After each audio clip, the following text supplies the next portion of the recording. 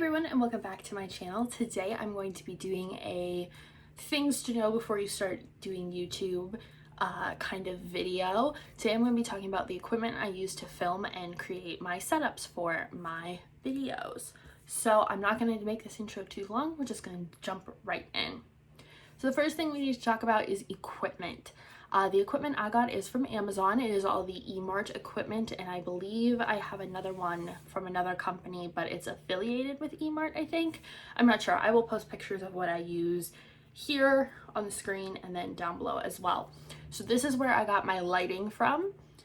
My lights are very basic. When I ordered it, it came with one short light and two big lights. I have changed my filming setup like 16 times since I started, but the one I have right now actually is super duper easy and is super perfect for my space. I have a very tiny room because I have a very big bed and lots of big furniture, so my filming space is limited. I'm actually just in front of a wall that you guys have seen before. I'm in front of my bookcases, and for a while I was filming without a backdrop just because it took a while to set up, but now I am back to backdrops because you guys seem to like those better. But yeah, lighting doesn't have to be super expensive. Both kits that I got were under $200, and that was 2 sets of lights. So you don't need 2 sets. I just had 2 sets, one for college, one for home, and now that I'm home, I have both sets so I can use them interchangeably. But yeah, lighting does not have to be expensive. The ones I got come with bulbs, they come with your reflectors, they come with your attachments, the cords, everything is all in one, and it is perfect for starting out. So this is just a setup for my makeup tutorials. It's very basic. I just sit on the floor. I have my whole floor to put my products out on, and then I just have my little hand mirror that I use to look at myself, and also my viewfinder on my phone. I do now have an 11 Pro. It's an iPhone, so I do have a little bit better like quality in my filming. But yeah, so I don't even have a big fancy camera. I just use my phone, and I used to use an iPad, so you really, as long as it has a camera on it, use it. So now let's talk my backdrops. My makeup tutorials are the where I use my backdrops the most. This is a tapestry from Amazon. I think it was like $13. I used it as a decoration in college, and now it is my backdrop.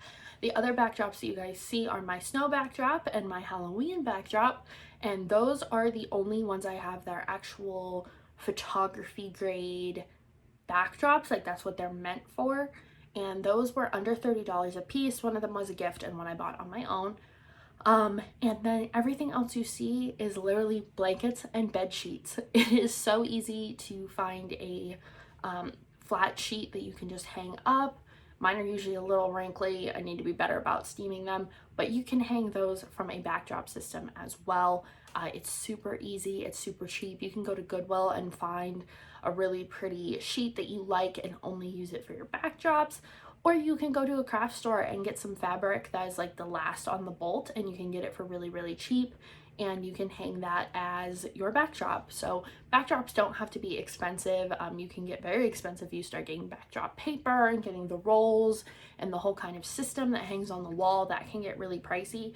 So if you're just doing this for fun like I do, or you know, you have a very limited budget, I would say just get some bed sheets to start out with, and then if it becomes more of a career than a hobby, then you can do you know, bigger setups. So now let's look at my backdrop rigging. This is also from Amazon. It was a gift, but I'm pretty sure I can probably find it for you guys. If not, it's from the same company that I got my lights from. So this is my backdrop setup. It is really easy. So the first thing I have is one of these stands here. It is just a tripod, and the nice part is with eMart, all of their stands are compatible with their lights and backdrop setups. So if you just want to get one pole to go across instead of the whole set, you can do that if you have the lights. But the backdrop does come with sandbags. I just don't use them.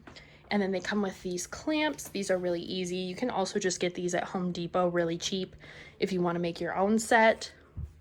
And then under here we have a bar that extends the whole way down, and this is actually as short as it gets, and it extends all the way out to 12 feet. So I just clamp my backdrops on here and then I twist them back so it kind of wraps over and creates a nice tension with the fabric.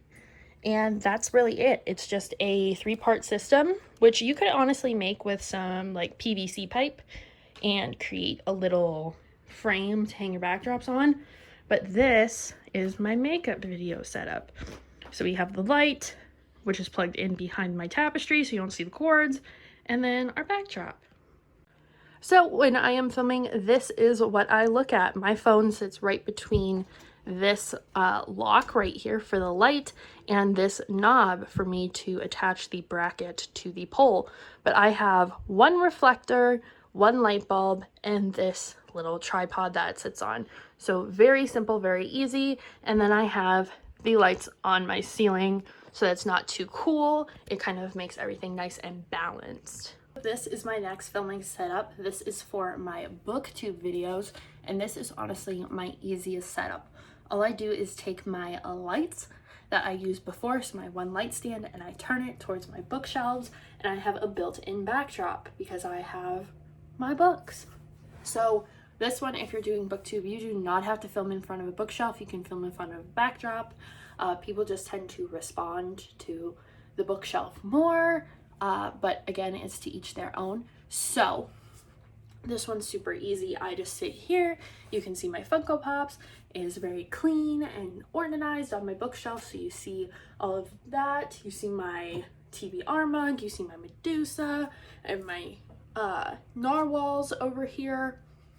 So you get a little taste of my personality, things I like to collect, and you also see 3 of my shelves. This is what works for me. I can turn it to if I want to sit more in front of my Funko Pops. If I'm doing a Funko haul, I can be in front of that. This is just a very comfy, casual setup. So from the other side of the camera, this is what it looks like. I sit right there.